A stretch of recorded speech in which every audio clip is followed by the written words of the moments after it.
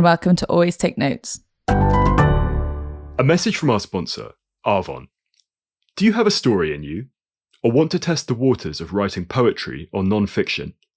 Maybe you already write, and write well, but would like to try a new form or genre, pick up some new tricks. Enter Arvon.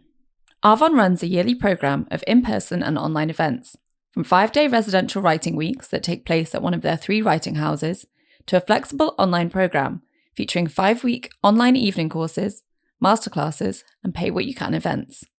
Arvon's courses cover everything from commercial, genre, and experimental fiction to poetry, screenwriting, and even songwriting.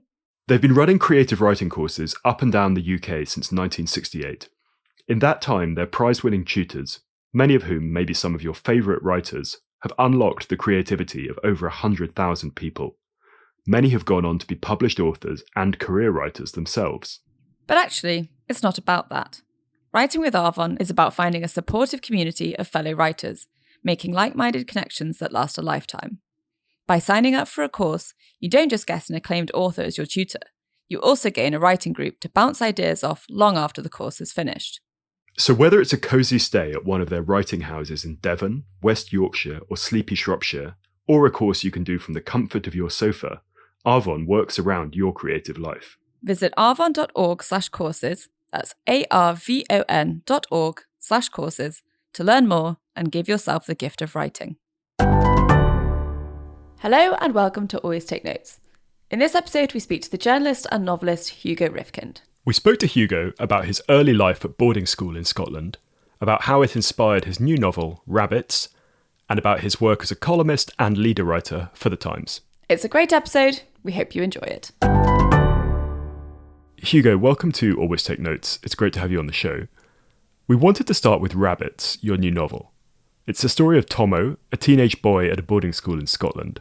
It's been billed as Ian Banks meets The Secret History, and a story of drugs, aristocracy, and disputed inheritance. When did this idea start to germinate in your head? Sort of always. It's, I guess, since from the first moment I wanted to... No, that's not true. From the first moment, maybe as a teenager, I wanted to write, because I always wanted to write in a sense. I thought I wanted to write a book a bit like this, a book that sort of that captured that sort of thing. And it's been an idea that's been growing with me for a long time, partly because I think it's a very unknown part of society, of Scottish society. Even in Scotland, it's quite sort of unknown. And I thought it must surely be something I could use and turn to fiction. And so when did you decide to actually put pen to paper, given it had been percolating for so long? I guess probably about 5 years ago. I wrote a sort of a screenplay a few years ago. In a sort of sample way. I met a guy who made films and he said, I'd love to see you write a screenplay. So I wrote a screenplay. And it didn't really work as a screenplay. And I thought I'll turn it into a novel. And it didn't really work as a novel either. And I began to realise that one of the reasons why it hadn't worked as a novel was because the stuff in it that I'd sort of taken for granted, it was basically about these 4 kids who spent a summer in Cornwall and everything went horribly wrong. Quite sort of in between, sort of hipster in-betweeners, if you like. And I realised that the stuff I'd taken for granted about these kids and their background actually didn't really make any sense to anybody except for me, because most people wouldn't recognise all the cues, wouldn't really know who they were, and I hadn't spent enough time explaining who they were. And I then sort of thought, actually, the book I should have written is just about these kids and what their life is like. And I sat down and I wrote most of a first chapter. This is about maybe 5 years ago, at least, I'd have thought. And then I promptly forgot about it, completely forgot about it. And a while later, 2-3 years later, I was hunting through my computer for, I don't know what, something else. And I stumbled across it and I'd entirely forgotten that I'd written it, which is not like I normally remember. I write an awful lot and I normally remember every word I've written. Generally, it's just something my brain does. But I read this and I was like, I don't remember this at all. And I always think sort of creatively, one of the most useful creative sparks, like you're never more creative than when you've just read the first chapter of somebody else's novel, because you're full of ideas about where it might go and what you might do with it and what it all might mean. And I sort of had that, but with something I'd written myself, and it was a really sort of inspiring thing. And I kept on writing from then, really. And how much of this is drawn from your own childhood and adolescence? You went to a kind of robust Scottish boarding school yourself. Yeah, how much is writing what you knew, and how much is kind of from a blank canvas? There's a lot of what I knew. It's I would say the world is autobiographical. The events and characters aren't. So there's no character in the book who would recognise themselves or who anyone else would recognise, which is I always find the most lovely thing about writing fiction, that you do get to create people and then you sort of miss the people when you've finished writing about them. But the world itself, the school is based loosely and sometimes not even that loosely on my school. A lot of the events are either events I experienced or heard about, and the vibe, the kind of the feeling of it all is very much sort of true to my experience. There's a sort of subplot about how the main character's mother is ill and who dies, and my mother died shortly before I started writing the book, I suppose. So in the book it happens when he's a child, but my mother had been ill for a very long time. So a lot of that is quite autobiographical, but not to the letter, put it that way. I'm disappointed to learn that you didn't have friends called Barf and Chobber at school. I'm not telling you, I didn't have friends called Barf and Chobber. You know what, you say that, there was actually a kid at my school whose nickname was Barf, who's incredibly different from the Barf in the book. And I one of the first people I let read it was a friend I'd been at school with. And he was like, this Barf guy's nothing like Barf. And I was like, oh my God, I'd forgotten about Barf. But I didn't want to change his name. It's the sort of name that sort of sticks in the memory. Yeah, Chobber, not so much. No. When did you decide to write it in the first person? Was it a sense that you wanted to capture the kind of self-consciousness of adolescence? What informed that decision? Partly it was that. I have written in the third person, although the two novels I've written that either have or will be published are not in the third person, so that might show you how good I am at writing in the third person. But also I write very regularly in the third person. One of the columns I write in the newspaper is in the third person, so it was a very different way of writing it. And I just didn't quite see how to get the feel of it all, the smell of it all even, in third person, because I mean it's a lot easier to write in first person, right? And I mean there are ways that you write in third person where you write in sort of fake third person and you project thoughts in, but you've got to make a lot more choices in third person about what perspective you're showing and why you're showing that perspective.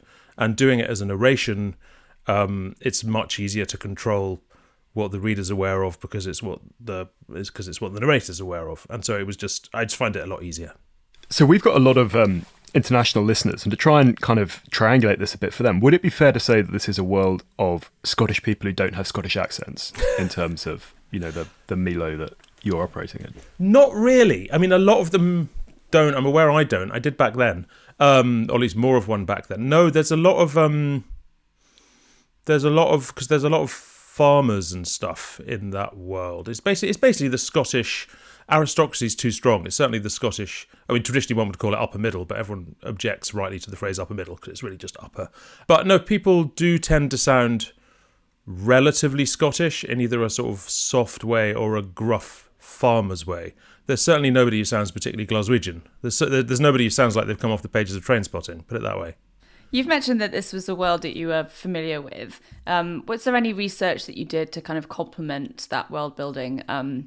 I was interested to see as well that Tomo's father in the book writes popular novels, and you have a line where you say, it's remarkable how much research a mediocre writer of airport fiction had to do.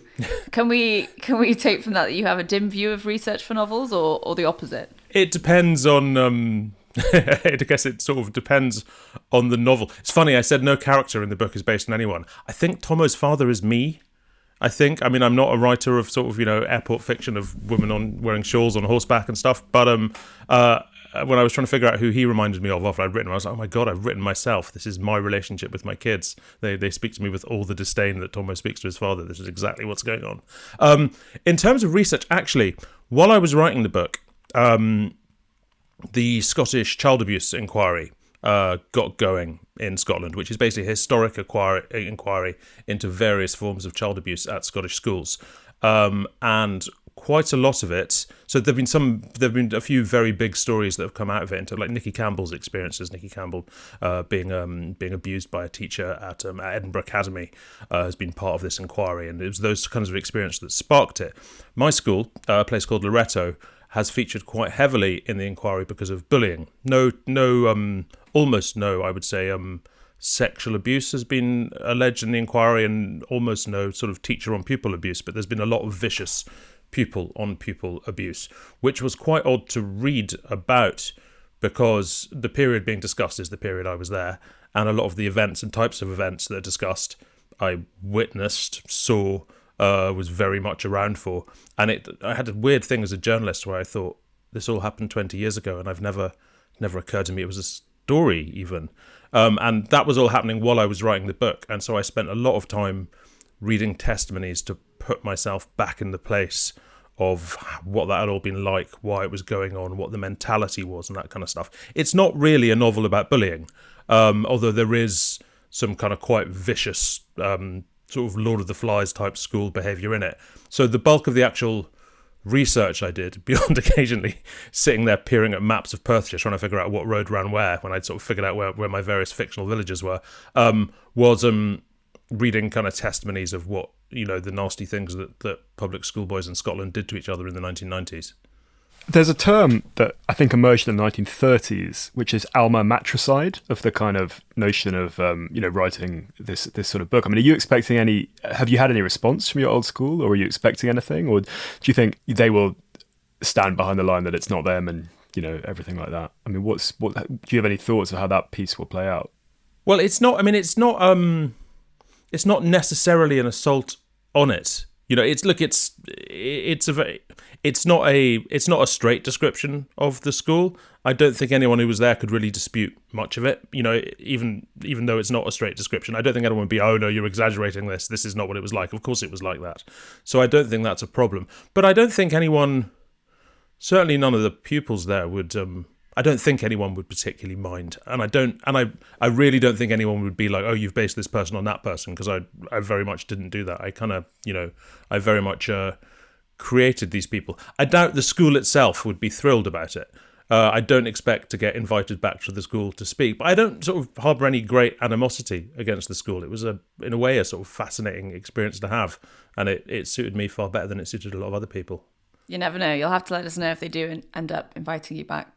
Well, I gather it's a very different place now, so it's feasible. It's feasible they might. It was interesting.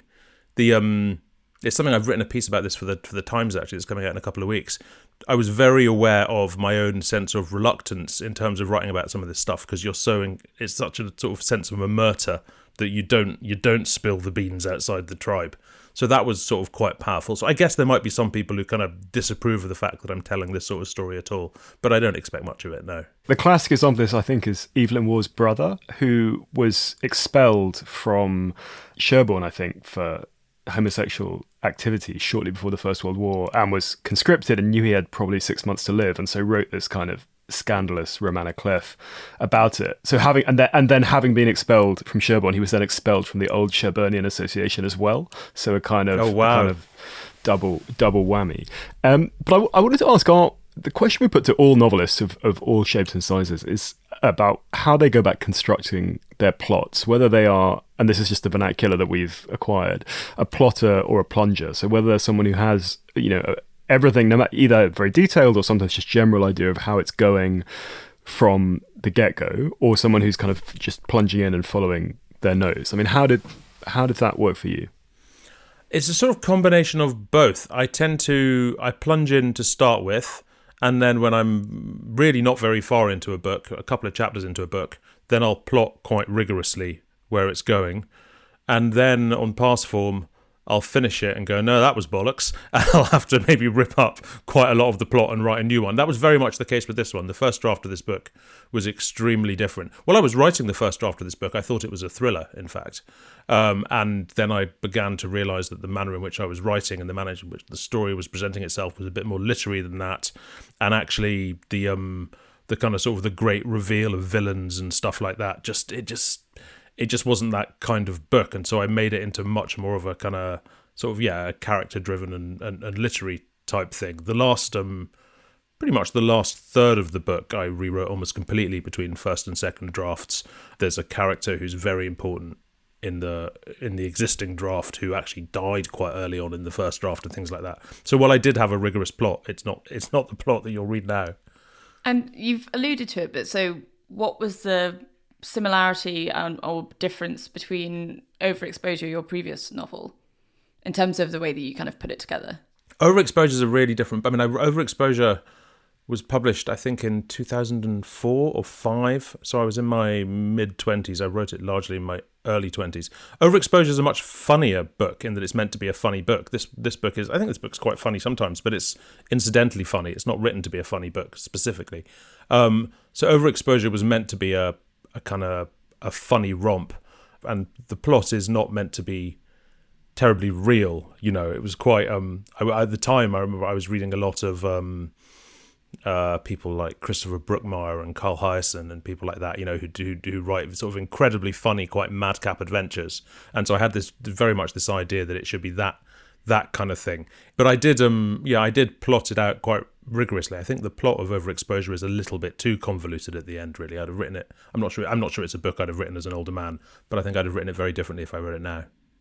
There's a kind of tradition in Britain of incredibly stylistically accomplished writers who sort of make a niche and a name for themselves in journalism or magazines. I think of someone like A.A. Gill, for example, and people were always saying, like, when's he going to write the great novel? And, he wrote some very powerful memoir and stuff, but maybe that didn't appear. Was there any sense here that you felt, you'd played very successfully the kind of newspaper and magazine game and you wanted to shift to a different gear or do a kind of different style of work? You're talking about writing a more literary novel and stuff like that.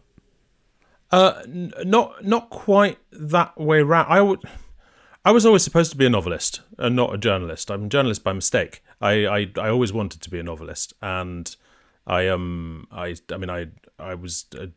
sort of briefly a journalist before I wrote Overexposure back in 2004, and then my career kind of took off afterwards. And when I wrote Overexposure, if you told me it was going to take me 20 years to write another novel, I'd have been slightly appalled. I'd have been extremely appalled. So I'd always wanted to go back and concentrate on writing novels. But there was also a sense that, less so for I'm really lucky with my career and I'm really lucky with my profile. And I'm sort of in a position where this book would have to be extremely successful to impact my profile, if you see what I mean, which is, I don't mean that in a sort of a boastful way, but it's a rare novel that gets read as much as a column in the Times gets read, right? So it doesn't, I don't expect it to sort of impact my career and my profile in that kind of way. But I just missed that sort of writing. I missed writing like that, and I missed getting deep in a world, because generally speaking, I wake up in the morning and I pitch my idea at an editor and I write it and it's published the next day, and nothing stays in my mind for that long. And so the writing of the novel isn't very similar to the writing I normally do in newspapers. It's sometimes I'll sort of I'll be able to write a feature that goes a bit more in that direction, or there'll be the odd paragraph in an opinion column that goes more in that direction. But generally speaking, newspaper writing is much more snappy, much more quick, much less reflective, much more, you have a short arc rather than a long arc and all that kind of stuff. And so it was more just a muscle that I wanted to exercise rather than a sort of bit of identity I wanted to claim, if you see what I mean. And when did you actually exercise the muscle, to extend the metaphor? Was it in the evenings, weekends, both? Did you take any time off from your journalism to write it?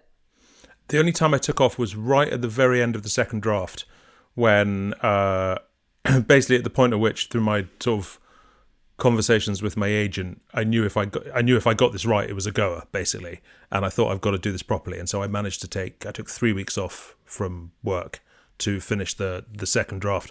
Most of it I wrote quite a lot of it during lockdown, actually, the first draft. So I do that in the evenings because I'm a TV critic.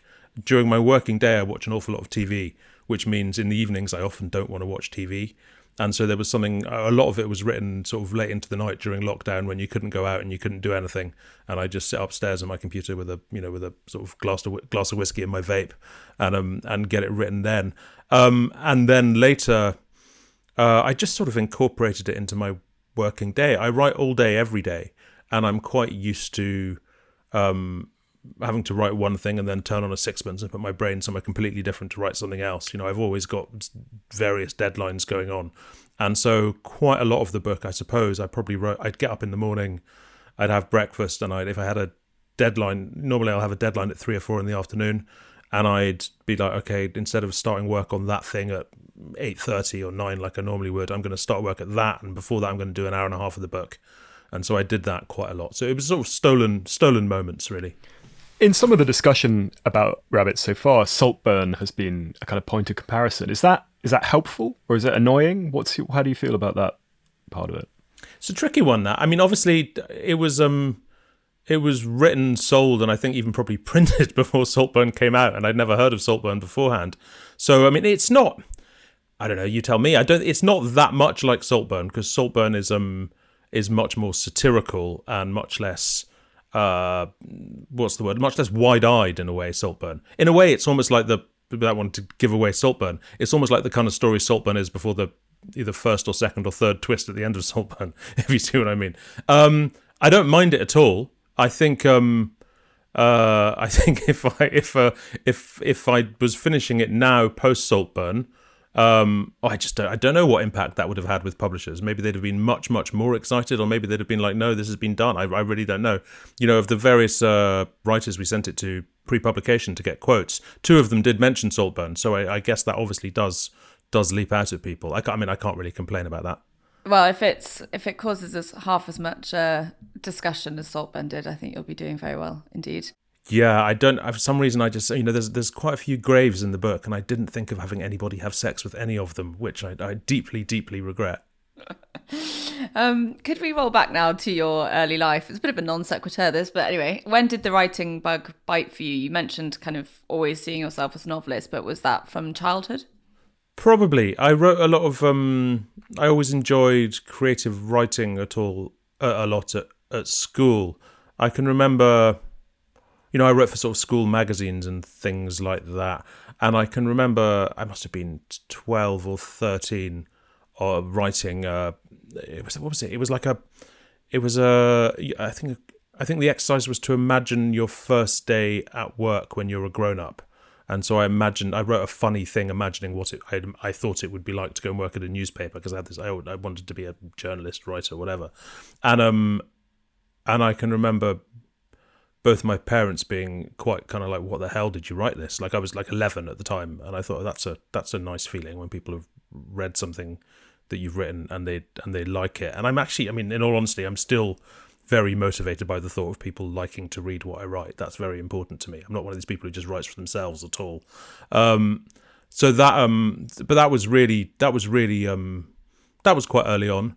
And then I wrote, I enjoyed writing at school. I wrote for the university newspaper, and I just I always knew it was what I wanted to at least try to do. Yeah.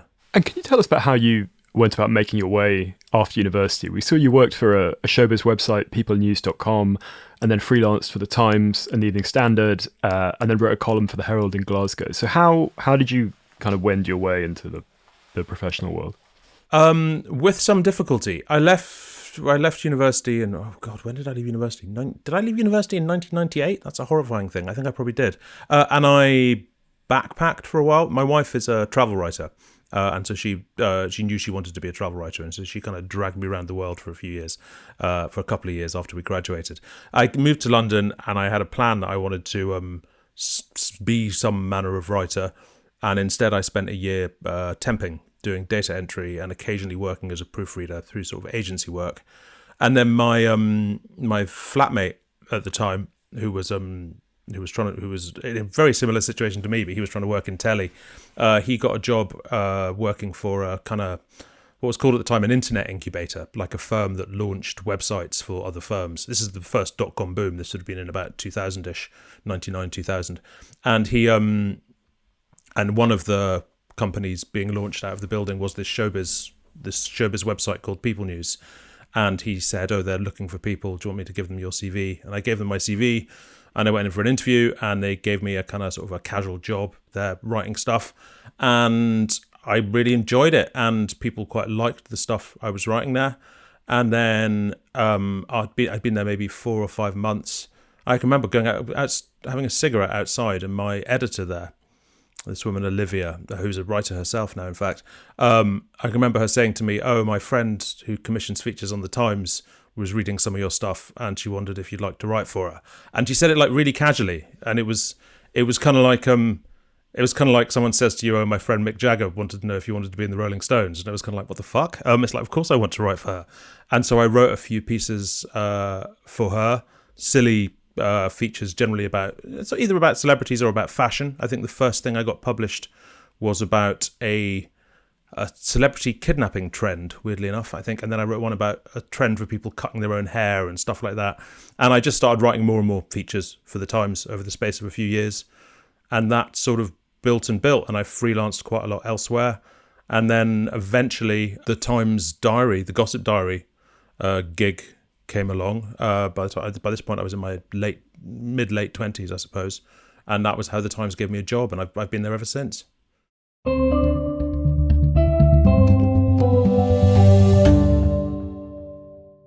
We are thrilled to announce the publication of Always Take Notes, Advice from Some of the World's Greatest Writers. The book, edited by the two of us, features contributions from almost 100 past guests on the podcast. It's a distillation of the wit and wisdom we've heard over the past 6 years. The book offers, we think, frank and entertaining guidance on writing in particular and living a creative life in general. It answers questions such as, where do the best ideas come from? How do you stay motivated? What does it take to become a published author? And how do you actually make money from your writing? Published by Ithaca Press, Always Take Notes, Advice from Some of the World's Greatest Writers is available now in all good bookshops. We hope you enjoy reading it.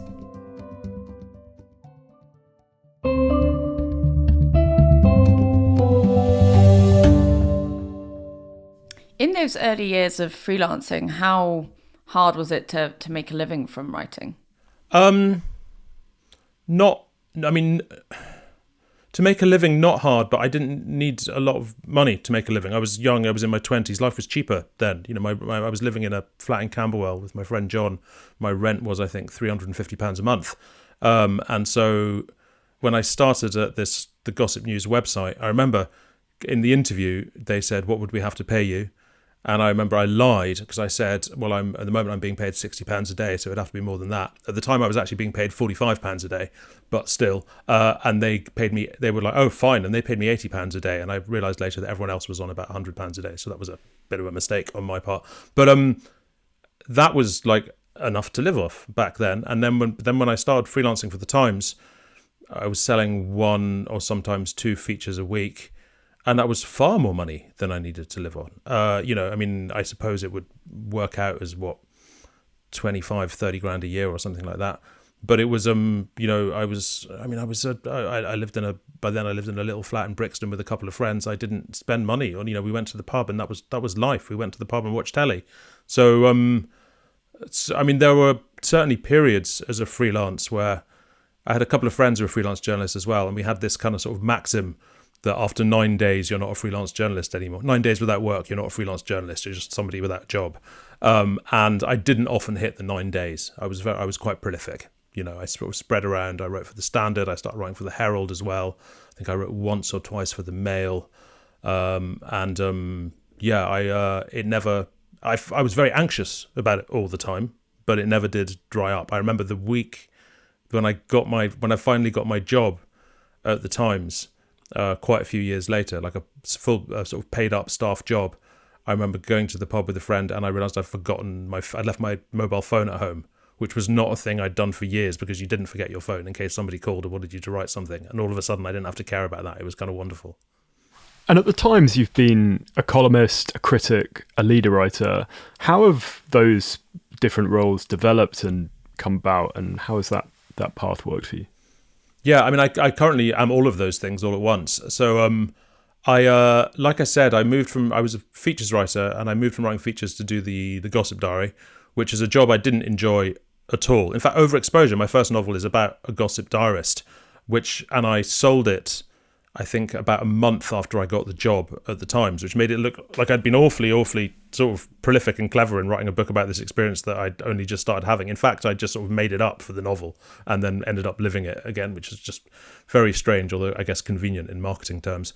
But and I didn't enjoy doing the Gossip Diary, but I did it for far too long, 5 years maybe, something like that, because no one would let me stop doing it, because it's a bit of an acquired knack, and I seem to have it. But you always, there's not a lot of writing that goes into it. I mean, there's like our diarist at the moment, Patrick Kidd, is fantastic, and he's very funny, and he can really sort of turn a story. And you've basically got 50 words to tell a story and make a joke and say something memorable, and it's quite hard to do. And I guess I could do it better than most, or they wouldn't have let me do it for so long. But I didn't like it. I didn't feel I was flexing. But eventually, I stopped doing that, and I went back to writing features for Times 2. While I think writing a notebook for the opinion pages as well, kind of like what I've been doing this week type thing, and also still writing the parody diary column that I write as well. And I wrote features for a few years, and then Danny Finkelstein, who was the chief leader writer at the Times, said, "Oh, we need someone to write leaders. Do you want to give it a go?" And I thought, not really, because it sounds frightening and stressful and difficult. But I spent a couple of weeks kind of filling in for somebody, and actually I quite liked it, and I was okay at it, and I just sort of kept doing that, and that was in about 2010, and I still write leaders, and that turned into writing a column as well, and then I kind of and that's about it really. I mean, the TV column, TV column I used to cover quite a lot when Caitlin Moran did it, and then she quit it, and I picked it up, and that was maybe 12 years ago as well. So I've been doing all these things for quite a long time now. For anyone who's maybe not familiar with the kind of journalism lingo, could you explain what leaders are and what the kind of process of writing them is and the demands of that particular form? Sure. Leaders are the editorials, which are the unsigned opinion of the newspaper that appears normally near the comment pages. So in the Times, we write 3 every day. And we write them every day there are 3 or 4 leader writers, and we have a meeting with the editor and other senior staff of the paper in the morning, and we discuss what the issues of the day are and what the newspaper's view ought to be, and then they get assigned and you write them. So that does mean that you end up quite often, most of the time, you'll be writing something that you don't necessarily agree with. Your role is, it's a bit like making a case in court, like a lawyer, I always think of it as being. So when I started doing it, it was my crash course. I think it was just when the David Cameron's war in Libya had started, and I would find myself day after day in these meetings being one of the few people in the room who was arguing quite vehemently against the idea of Britain going to war in Libya, and then we'd come out the room, and then I'd write the leader saying that we should, because that was the gig. And actually, I don't really mind that, because on the one hand, it's sort of mentally useful getting into a space that you disagree with and making those arguments. But also, you have you sort of feel you have a bit of, you have a sense of ownership and pride over the page, even if it's not your own views. And the more you can kind of render what you don't think is right reasonable anyway, it sort of takes the guilty edge off, maybe. I'm not sure. It's a process I quite enjoy doing. And you've also written a column for The Spectator and for GQ. How did you go about balancing those commitments with your work for The Times? Sort of stressfully, I would say. I mean, the Spectator column I wrote for about 10 years. I'd largely write, I don't know, I'd just sort of mix it in with everything else. I mean, honestly, I really don't know. It was fortnightly, and the general thoughts that were in it, would have emerged out of everything else I was writing, from editorials and columns and stuff. It was a slightly different tone in The Spectator. I really liked writing in The Spectator because my politics are not that of The Spectator and never have been. And I didn't really realise that when I started writing. I knew what The Spectator's politics were, but I didn't know what mine were. And you'd get a lot of feedback from Spectator readers, and they'd be like, here's this sort of sopping wet liberal writing about this and that this week. And I was like, oh, maybe that is me. I had no idea. And I found it quite rewarding being told what I thought, if you see what I mean. Eventually, the Times cottoned on to the fact that they didn't have to let me write for The Spectator because I was an employee, and they told me to stop, and I did. So that was kind of fair enough. The GQ column, let me think. I think I picked up the GQ column after Esquire poached A.A. Gill from GQ and then employed Giles Corran, and I guess Dylan Jones kind of sort of went down the list of sort of humorous writers, and I was maybe next in line. I don't know who else he tried. That was a fantastic column though, because it was once a month and it paid extraordinarily well, certainly per word, easily the most I've ever been paid, and I really enjoyed writing that. But that came to an end as well after maybe seven or 8 years, because again, my situation at the Times became such that I really wasn't allowed to freelance anymore. You've maintained a prolific output for many years, but to what extent has the kind of digital revolution in journalism changed when you file, how much you file, all that kind of stuff? It hasn't really changed much for me. I think it changes in terms of when pieces are published.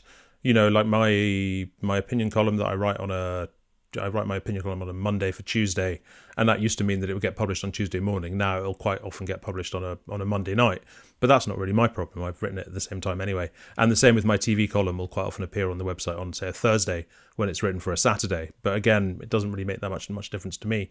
There's more of an impact in terms of how I write, in that I was quite an early adopter on Twitter and quite prolific on Twitter, and I found Twitter really useful in terms of honing and shaping and understanding arguments. The first time I was aware of doing that, when it was the equal marriage debate, when equal marriage was legalized under Cameron. That would have been 2014, 15, something like that, I'd imagine, maybe a little earlier, I forget. I wrote quite a lot about that. I won a Stonewall Award for my advocacy of equal marriage, in fact, I can proudly say, and that was the first time I was aware of having written a column that was informed by the arguments I'd had on Twitter, and knowing that how to make a case, because I'd made this case before and these had been the objections, and so now I knew how to counteract the objections and write around them. And that was the point where I really started thinking of Twitter as a kind of like a notebook that fights back, if you see what I mean. I'm not sure it's quite so useful anymore, because it's a just sort of depraved hellhole full of Nazis these days. But for a while, it was definitely quite formative for me. Yeah. Looking at the different kinds of work that you've done both at Times and elsewhere, it seems that there's a common thread of quite fast turnaround stuff, of responding or kind of riffing on the day's events and things like that. Has that been something that you pushed to, or that you were pushed towards? And have you done things that were different from that? Have you done pieces that you worked on for months or things like that? That is how I prefer to work. I know quite a lot of writers who have a lot of thoughts, and then when it comes to write a column, they pick the thought that works best. I generally write every thought I ever have, and I have them in a panic shortly before I'm told I need to deliver a thought. So that's but I quite like the immediacy of it, and I quite like how that sort of clicks my brain into gear. I have written some longer pieces. My background in journalism, I always think of as being feature writing, and feature writing is longer and slower than that. And so once in a while, still, I'll be given, a week to research something and put it together. I wrote a piece I was very proud of during the Scottish referendum, where I think I had even more than a week just to go and sort of wander around Scotland and put it together, and I enjoyed that very much. And quite often I'll do a more in-depth interview or something like that. But fast turnaround is the buzz for me. I really enjoy that. When it comes to your My Week column, the kind of diary entry from the perspective of someone in the news, do you find it easy to come up with the jokes for that? I mean, comic writing famously is well, the best kind of it looks very easy, but it's very probably hard to do. Do you find that the jokes kind of flow and you know what you're going to say beforehand, or is it more of a kind of iterative process? It's there's a lot of crafting that goes in. It's quite an odd column, that, because it's in terms of the writing, because when you're doing a comic conceit like that, you can't piss around. You can't have any padding. You can't have any you can't have too much setup, because you're literally lying, right? You're pretending to be somebody who you're not. And if you have 50 words to get to a punchline, you spent 50 words talking literally nonsense. So it's got to be really, really tight. Almost in terms of every setup, every sentence has got to be set up, punchline, bang. And so there's an awful lot of, I think I've got an idea for this kind of thing might be funny. What's the fewest words I can do it in? How much can I crunch it down? Can I turn that joke in 5 words rather than 30 words? So there's an awful, so it is quite, it's more sort of technical, perhaps, than it looks. In terms of the actual, where the humour comes from, I kind of don't know. I don't make myself laugh, ever. For a long time with that column, I don't really think of it in these terms anymore, but for a long time with that column, every time I filed it, and bear in mind I file it every week and have done now since 2007, I think, or 6 maybe. Every time I filed it, I thought it was the worst one I'd ever written. Every single time, and then it would land. I'd see it. I'd look at the comments and I'd see how it went down on online and what my editor would say about it, and I'd be like, okay, fine, so maybe that one was all right. And then the next week I'd be thinking, well, last week was all right, but this one's the worst I've ever written, and I'd think that more or less constantly. And I've now just given up on any sense of having any judgment as to whether or not it's good or not. It's not up to me. I know what I've been doing in the past, and so I'll keep doing that, and people seem to like it, I think. I particularly like the walrus in the example that you sent us. Continue on that sort of note of the challenges of comedy. With your radio work, and particularly on the news quiz, could you tell us a little bit about like how that works? How much of it is it completely spontaneous? How much of what we hear is scripted? What's the experience of taking part in that, and how is the whole thing pulled together? I love doing the news quiz. I started doing it in about 2009, it would be. Ed Morrish was producing it, and he just read my column and liked it. And one of the first, remember Jeremy Hardy, who was a real mentor for me on the news quiz. Ed said to me, don't worry if you're not as funny as Jeremy Hardy, because nobody is. That's not why you're here. You're here to know about the news. And that was actually quite relaxing. No, I didn't have to be funny. But then the first week I did it, I made a joke about a time in Africa I was nearly killed by a giraffe, and just the way it turned out, I said something spontaneous at the end of it, and I saw Jeremy laughing, and I thought, if I can make Jeremy Hardy laugh, this is all going to be all right. Jeremy unfortunately died 4 or 5 years ago. I miss him. He was a real mentor to me. I miss him terribly. But he was very strict on, this is a spontaneous show. You do not prepare material. But of course you do prepare material. You don't. Generally speaking, you know more or less what the topics are going to be, if not what the questions are going to be about them, and you think about something you can say about them. For some comedians, that does involve literally writing a monologue or jokes. Some people can make that work. I can't really make that work. That always sounds a bit stilted when I do it, so I generally don't do it. And the best bits always, anyway, are immediate, are spontaneous, do come just from the sort of the general conversation. Once in a while, you'll want to launch into a proper monologue, and you really will want to think about how you can put that together and what you're going to say. But generally speaking, it's the spark that makes that lovely to do, and hopefully lovely to listen to. But I'm really lucky that I get to do it, but also in the manner in which I do it, because I'm not a comedian, and getting to sit there in amongst comedians and being considered one of them is, being allowed to play with them is really, really flattering. But it's also so much easier for me because I'm there as a journalist. I'm there generally to know about the news. If I'm not funny, then, oh well, that hasn't worked. If they're not funny, why are they even alive? They're comedians. That's what they're for. And so the pressure on me is like so much less, which makes it very enjoyable. Have you picked up any tricks in terms of crafting jokes from the comedians you've encountered on the show? Crafting, not so much. Delivering, yes. Delivering in terms of, because spoken comedy is very different from written comedy, because written comedy, the way you weight a sentence, it's hard to say this without an example, and I'm not spontaneous enough to think of one straight away, but the way you weight a sentence doesn't matter so much in written comedy, that if a sentence has been funny, it's been funny. Spoken comedy, if the funny bit isn't right at the end of the line, and you get a laugh, then no one's going to hear the end of the line. So you've got to really sort of manage the balance of it quite there. And also, uncertainty is humorous in print. It's quite hard to make humorous out loud because it makes audiences a bit kind of, nervous. So there's little things like that I've definitely picked up. Yeah, but it's a very precise sort of thing I've learnt to do there over the years. I'm always very conscious if I'm sitting on a panel with, if there's if there's 5 of us up there, the other 4 people, should they wish, could break off and amuse the room for 20 minutes and make them laugh consistently. And I'm not. I guess I could learn how to do that. I can give speeches and they're funny. I could probably memorize one. But if it was if we were all sealed in the room and it's now right, okay, now you do your 20 minutes, they'd all be fine and I'd be dead. So it's not quite the same gig. Turning to a more serious subject, your blog for Holocaust Memorial Day You sent this to us and talked about the extraordinary reach that it had. You said, I often think about why it had such an impact and whether it really deserved to. Could you tell us about how that piece came about and also the impact and the range that it had?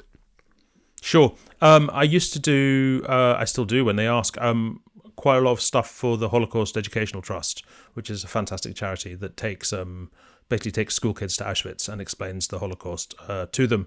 My background is Jewish. I'm Jewish. Both my parents were Jewish. My mother's family were effectively Holocaust survivors, so it was something I was sort of interested in and fascinated by. And they took me to Auschwitz 10, 12 years ago, maybe more than that. The charity did. And then eventually they asked me to write something for Holocaust Memorial Day, which I thought long and hard about. And I want, it's particularly sort of pertinent at the moment, but I wanted to try and write something that got people thinking about the Holocaust that in no way was allowed to get, for want of a better word, sectarian, was in no way allowed to get bogged down with anything to do with Israel, with anything even really to do with anti-Semitism. I just wanted people to understand the crime against humanity of it. So I thought very hard about how to, it's almost the wrong way of saying it, but how to write it where, I don't want to say strip out, but how to write it in about a sort of human on human level, and only that, nothing about the history of anti-Semitism, nothing about the history of the Jews, nothing about the sort of centuries of similar persecution, just about people doing this thing to people then in this time. And I gave it a lot of thought, and I wrote it in a very sparse manner, and they put it online and it crashed their website. Pretty quickly crashed their website because it spread around and went viral. And then the next year they put it on again and it crashed their website again. And these days they still put it out most years, and I guess they just have a high capacity website. I don't know, or few people read it. Who can say? But there's something quite weird about the sensation of writing something like that lands so heavily, because you kind of, as a writer, you're very pleased when you write something that has that kind of impact, but you're also thinking, is this my ego piggybacking on the Holocaust? Is that what's happening here? Because the impact here, this isn't my impact, this is Auschwitz's impact. And so there's a sort of, it's a very weird thing to feel a sort of writer's delight in, and yet it's impossible not to, because you've written something that's done exactly what you wanted it to do. And it's a piece I've sort of reread lots of times, trying to understand what I did, if you see what I mean. Like, because I can see, I'm aware of the impact it had, because I can't not be, because every year literally hundreds of people will tweet me about it, and I'll meet people who've never read anything I've written, but who have read that. And so it's a piece I've sort of looking at the sentences, trying to figure out, why did that land so hard? Why did that land so hard? And so I'm incredibly proud of having written it, but I also feel a bit haunted by it. Can you remember writing it, and can you remember whether the kind of experience of writing it was different to your usual stuff? That's interesting. It was a bit different in that I'd written about, it was maybe the third or fourth thing I'd written about Auschwitz. I wrote about Auschwitz when I wrote a column about Auschwitz for the Times, and I'd written something for, I think, maybe Jewish News a few years later. And so I knew what I was doing, and I knew where the turns were, and I knew that was that's the bit to pull out, and that's the bit to pull out, and that's the bit to pull out. But it was also different because normally when I write, I'm making an argument, and a sort of a political argument. Even when I write comedy, a lot of the time I'm making a political argument. And this, I was trying to make an emotional impact. I was writing trying to upset people, if you see what I mean, to useful effect, but I was still trying to do it. And that's, I guess that's a tool I've probably always got at my disposal. And if I wanted to, if I was writing about, I don't know, like this last week I wrote about, how it hadn't been a bad thing for the Conservatives to get rid of Boris Johnson. I guess I could have tried to write that in an emotional way, but that seems like a sort of fairly shameful thing to bring those tools to something where that doesn't warrant them, if you see what I mean. So I suppose writing for that kind of emotional impact, yes, that was a bit different from how I normally write. It's a rule of the show that we always ask about money and how it interacts with people's writing lives. And you touched on this earlier very candidly, talking about your kind of early freelancing. But since then, how has it evolved? And again, be as open or as guarded as you're comfortable with. But particularly now, how is your income split between the different projects, between the newspaper work, the broadcasting, that sort of thing? Well, so I'm a presenter on Times Radio, have been for 4 years now.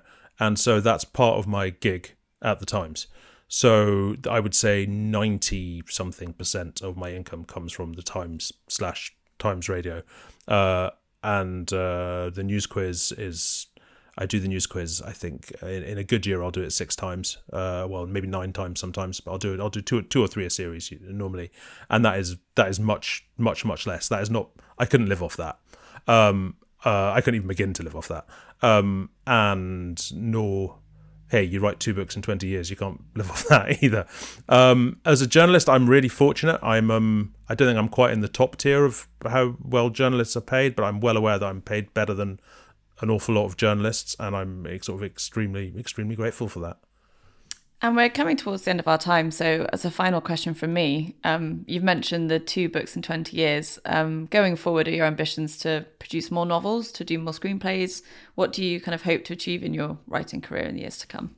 I'd like it not to be another 20 years until I write the next novel. That would be good, I think. I think in 20 years' time, I'll be 67, and you can write a novel at 67, but I'd like to think I can maybe get it done before then. I really like what I do. I really like every bit of what I do. I'd like to keep doing more or less what I'm doing at the moment, sort of forever. I wouldn't rule out, writing in other forms for TV or screenplays and stuff like that.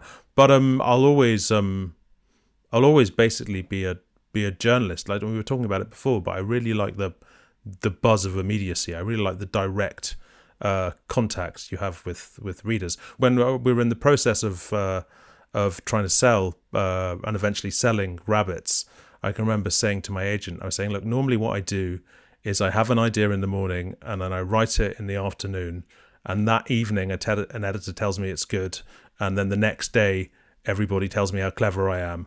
And that process, it just feels like more me than this whole thing of waiting months to get answers for people and then perhaps not wanting it anyway. So I think I'll always no one who's a journalist ever really stops being a journalist. I think, it goes to the bone. And so I think that'll always be my main thing. Just kind of as a final thing from me, and following on from what you just said there, how did you find this whole shift in gears between, as you say, doing stuff that's turned around within 24, 48 hours to, you mentioned this is something you've been working on for years. Was it fulfilling or was it discombobulating? The discombobulating bit is now, when it's about to be published. The writing of it was just, it was a private pleasure. It was like reading. It was like exercising your imagination. Because I'm very lucky in that most things I write get read by quite a lot of people kind of straight away, and so you get quite a lot of feedback straight away, and you write with an understanding that you're going to get quite a lot of feedback, straight away. And sometimes that feedback's good, and sometimes it's terrible, but it still always comes. Writing a novel while you're doing it is like much less exposing than any of that, because it's just all you. And I'd been working on this thing for 2 years before anyone else had read a word of it, and so it's very private and internal. And then all of a sudden, round about now, it's suddenly splayed wide open, and other people sort of read it too. And so it goes from being the exact opposite of the day job to a sort of massively extreme form of the day job. So that bit of it was extremely discombobulating. Yeah. Do you think your experience, sorry, I said it was a final question, that was a lie. Do you think your experience of getting immediate feedback, I imagine lots of comments on Twitter, etc., has prepared you for kind of feedback on your novel, good or bad? That's interesting. We'll see. I don't know. I mean, I'm quite accustomed to people hating stuff I write. That does happen. Generally, more people like it, but it's not. I'm not. I mean, if you write a column that the 90% of people like, you'll still get people who like really, really hate it, and you do notice that. And so I'm used to that. Also, bear in mind, I'm a critic, right? So I don't really have a leg to stand on complaining about other people critiquing me. I spent 12 years slagging off TV, for God's sake. I just hope TV producers don't review my novel. That would be awful. So I think I'm quite prepared for it. But then, that being said, the defense mechanism you've often got with journalism is, hey, I turned this around in 5 hours. I did my best. And you haven't got that with a novel.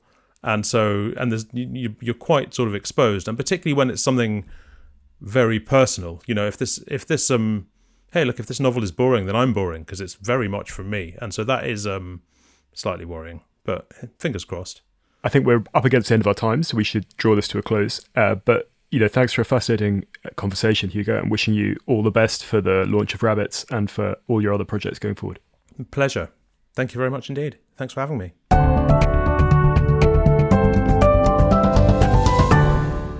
That was the Always Take Notes interview with Hugo Rifkind. He's on Twitter at Hugo Rifkind. He's on Instagram at Hugo Riff. And Rabbits is published by Berlin. Hello, it's us again. Rachel, what were your takeaways from the interview with Hugo? I really enjoyed chatting to Hugo. It was obvious that he was a professional with all of his radio experience for Times Radio.